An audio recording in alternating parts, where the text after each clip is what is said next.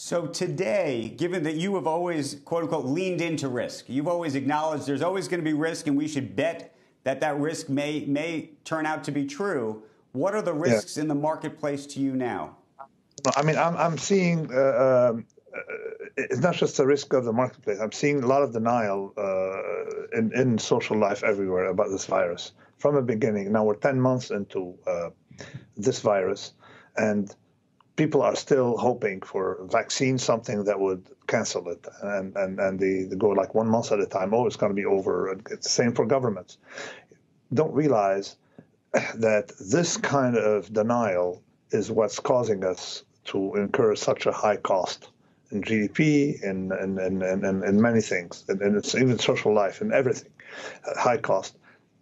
10 months into the pandemic, we still do not have systematic testing. When you board a plane, when you go to when you go to a restaurant or something, if we had instant systematic testing, we wouldn't be here. We wouldn't be talking now about the pandemic.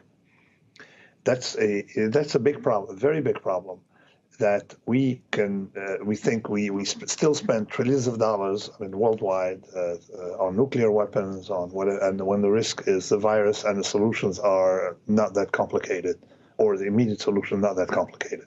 So I think that this is a sort of like case study of government worldwide incompetence in dealing with a problem and denial. So we have, and we don't know what's going to happen. Imagine this continuing until January, February, March, because, in the winter people are inside, so contagion rates are higher. So think about what can happen then. So it's not that rosy. Now, what impacts on the market? It's weird because the market, the S&P 500 that I see now on the screen, seems to represent technology more than anything else. And technology has been a winner. A lot of jobs have been created by COVID. People forget that. Maybe not, in every discipline or in every sector, but a lot of jobs have been created by COVID. And if you see a rise in employment or a decline in unemployment, it's not from Delta Airlines or American Airlines hiring flight attendants or hiring back flight attendants. It's from technology companies and people who have adapted or making money from COVID, benefiting from it and hiring a lot of people and contributing to a growth in GDP that's very different from the previous one the previous ones we've had in the past year. Nassim, how quickly do you think the economy will recover from here, irrespective of which president or of which candidate becomes president? Okay, irrespective, provided, there is, of course, if Biden's elected, you have the tax issues, and it always can bring some distortion, some disincentive, some effect. But let's say, how will the economy recover from here?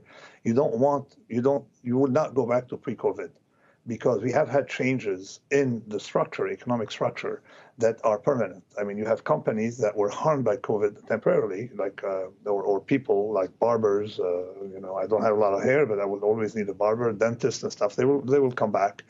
Tourism probably will come back. Business travel will not be the same. Real estate in places like New York City is never.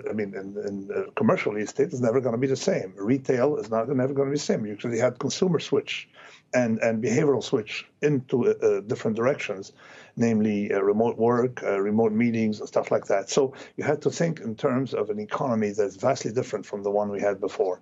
And we've had the internet now for 2.5 decades. We've been talking about it for 2.5 decades, but it looks like this is a big impact from the internet.